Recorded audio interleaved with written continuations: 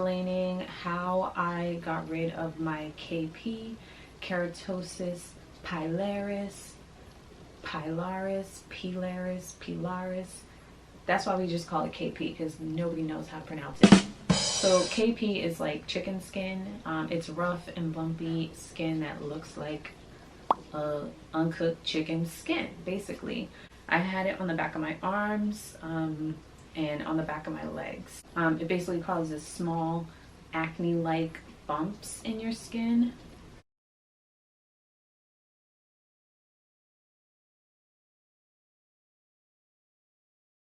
So KP happens when your body produces too much of a protein called keratin, and it basically like can plug your hair follicles and cause a bump to occur. Usually it's like it looks like a rash kind of, but it's like ongoing. So KP is very common. There are over 3 million cases of it every year in the US. You should go to a dermatologist in order to confirm that what you have is KP. Sometimes people have other things that might look similar, but if you want to know for sure that that's what you have, you should go to the dermatologist and they can confirm it. It's also hereditary, so if someone in your family has it, then it's more likely that you'll have it too. KP can last for your entire lifetime. It is something that is chronic, and it's something that you have to treat pretty much daily. So I first noticed it around the time when I went to college and probably started caring a little bit more about, my skin and everything, because I was trying to be, more feminine and blossoming into myself. And I think that's around the time when I noticed that my skin was a little like weird. And another thing I noticed is that my KP tends to flare up when the seasons change. In the Northeast, like the seasons change dramatically. Like we have a winter, spring, summer, fall, even though it might not always seem like that. But we have 4 distinct seasons here.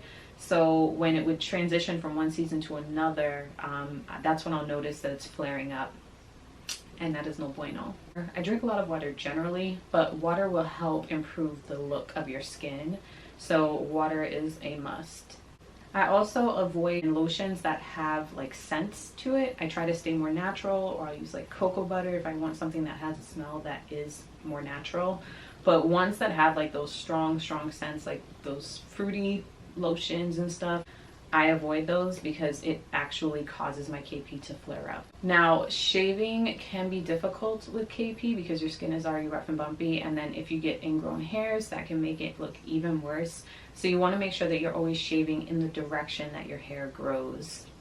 You want to exfoliate weekly. You don't want to overdo it either. You can use a loofah, but be very gentle with it if you are using one. I prefer to make my own exfoliating stuff. So usually I use sugar or coffee grounds and mix that in with like coconut oil or something gentle and mild to create my own scrub. I've tried a lot of different products that say they work for KP. The one that I tried that I love the most that actually showed a sustainable difference, it's by Eucerin. So when you're looking for a lotion to use, and lotion is key because you need to use the lotion in order to help prevent the KP.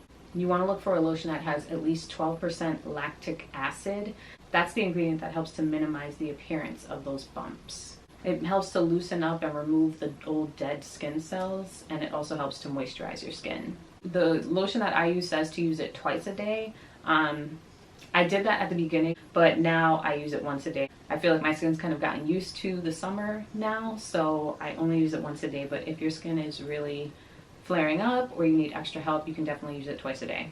It says extremely dry, rough skin, roughness relief lotion, smooths rough, bumpy skin. So all of the moisturizers I've found for KP all say like rough and like bumpy skin. So it'll say it on here if it doesn't explicitly say it's for Keratosis Pilaris, KP. You can indicate that it's probably for that by addressing rough and bumpy skin. This has urea and ceramide enriched. It's fragrance free. When you apply this, it does seem a little watery. Like it's not a heavy lotion, which is good because you don't want your hair follicles to be plugged up and with gunk and just like super heavy moisturizers. So it's really lightweight, but I did notice it kind of feels like a little, not sticky, but a little tacky after you apply it.